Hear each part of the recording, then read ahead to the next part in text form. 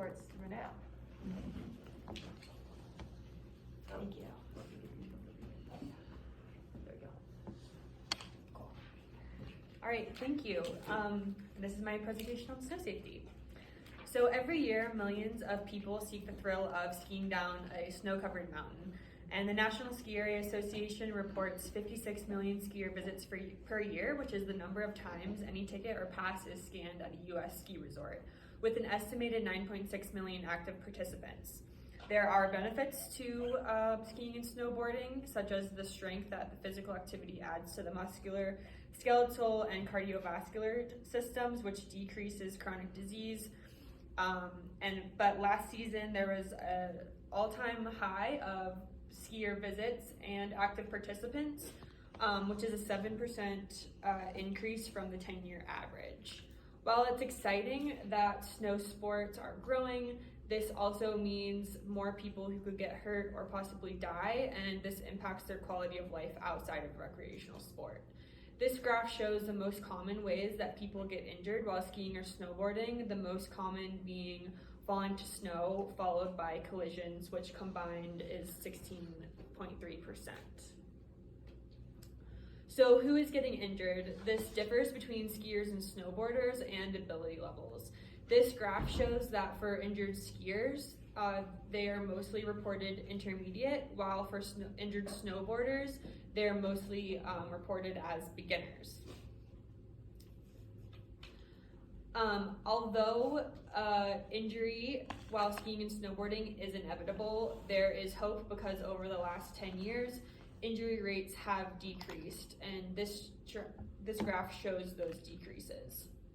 According to the National Ski Area Association and the American Orthopedic Society for Sports Medicine, these decreases can be attributed to increase in helmet use and updates to equipment such as multi-directional ski bindings.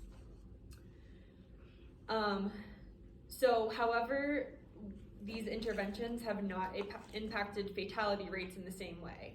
As seen in this graph, the fatal incident rate has increased over the last 10 years to 0.93, which means 57 fatalities in the 21-22 season, and this is 20% greater than the 10-year average of 40 fatalities a year.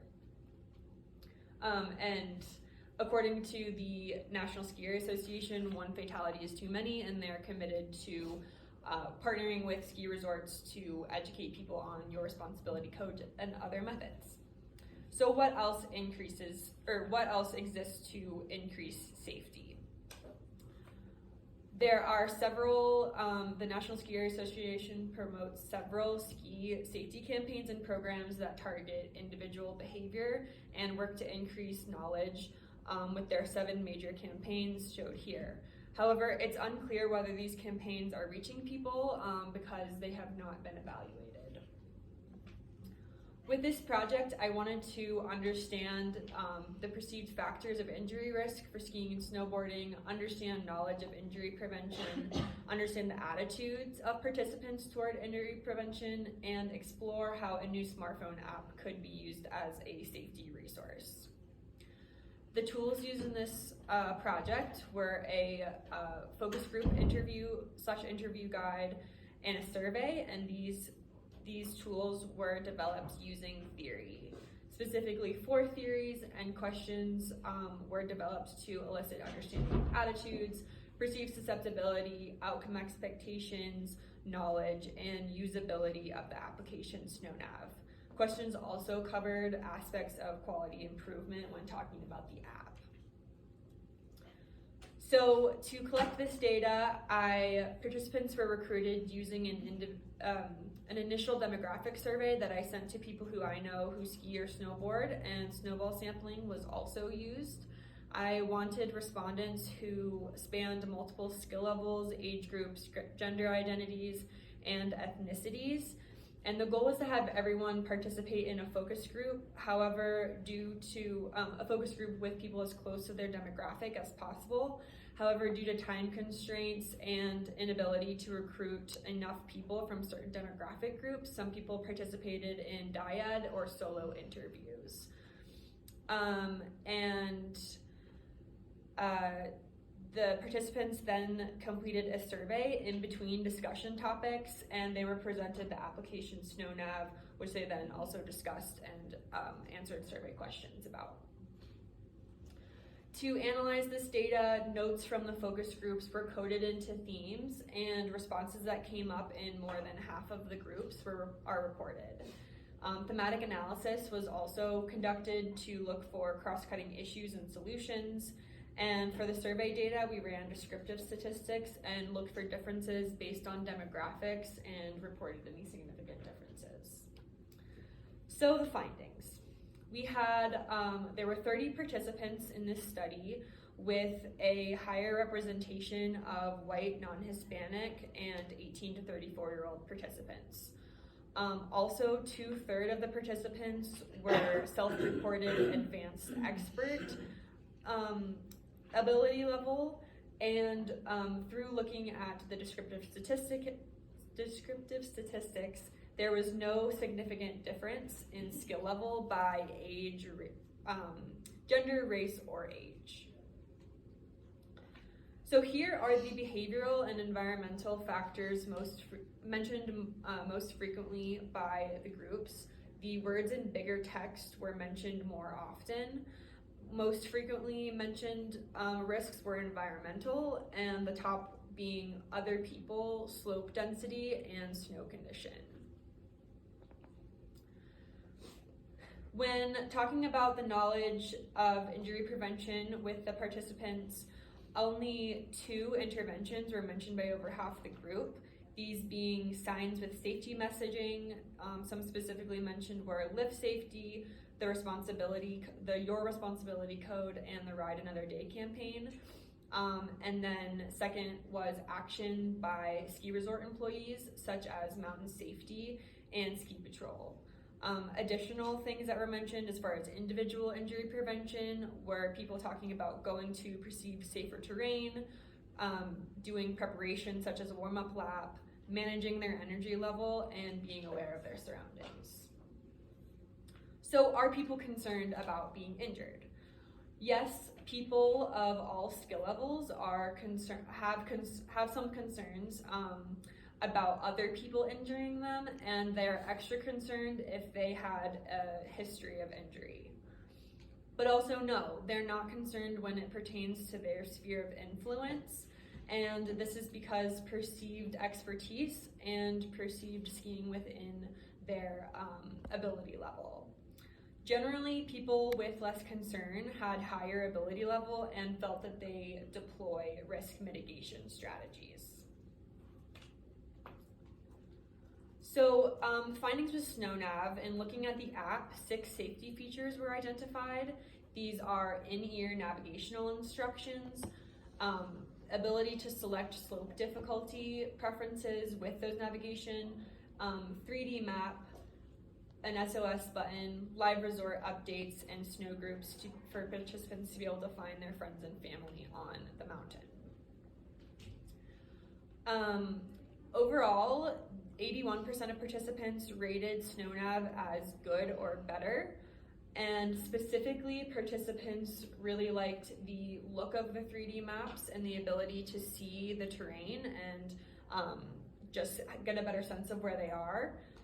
They also really liked the snow groups feature to be able to more easily find their friends and family. They also thought, about 50% of the groups thought that navigation could be useful. However, a little over half of the groups either had troubles or had concerns with the navigation feature. So in conclusion, current safety campaigns address 5 of the 8 identified perceived risks. There are some gaps with the current programs. So how can Snonav help with this? Snonav can reinforce 2 of the perceived risks already addressed by programs, and it has 2 other features in works to address 2 of the environmental risks that are not currently addressed by programs.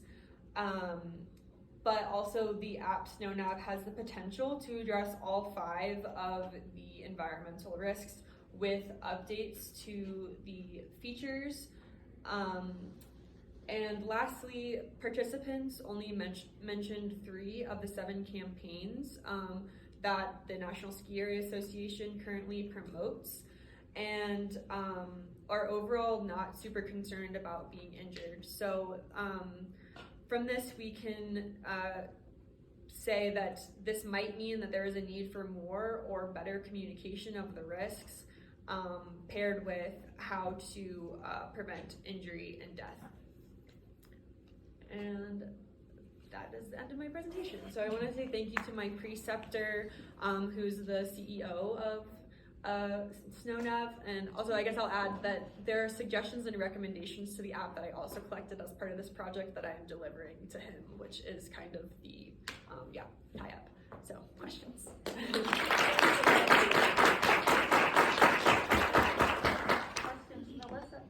Yeah, so when the focus group participants reviewed the app, did they get to actually use it while skiing or snowboarding?